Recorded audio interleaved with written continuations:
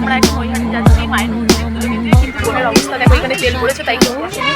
আর এখানে বোন হচ্ছে ঘুমোচ্ছে, যে জিনিসটা আমি একদম ডিসলাইক করি, ট্রেনে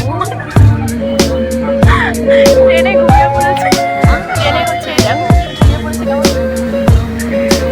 এরকম। আমার বোনটা ছোটবেলা থেকে মুখটা বন্ধ রেখে ঘুমাতে পারে না।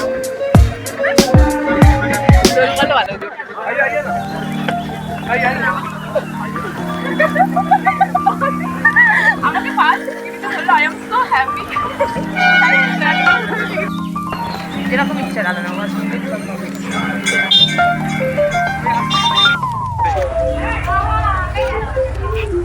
100 টাকায় মারা হচ্ছে, 100 টাকায় তাজা তাজা ফুল মারা হচ্ছে।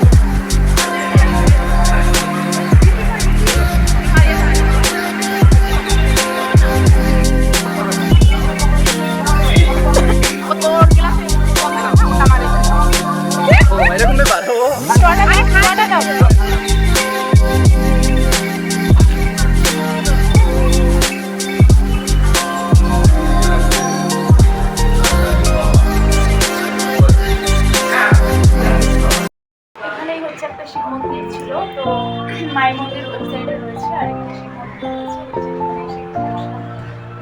খুবই ভালো লাগছে।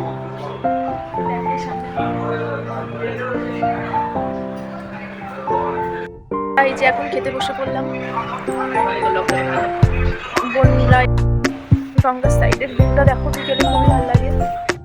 গাইস, গঙ্গার পাড়ে বসে এই যে আলু মাখা খাচ্ছি, সরি আলু মাখা বলে দিচ্ছি, আলু কাবলি, আর এই যে ফুল, আর এই যে ঝালমুড়ি, এই যে আমরা খাচ্ছি।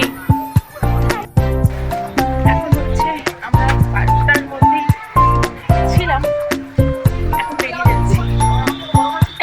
এই যে গঙ্গা, ভালো করে বোঝা যাচ্ছে কিনা যাই না, ওই সাইডেও ছিলাম, অনেকটা বড় আছে, ভালোই বড়।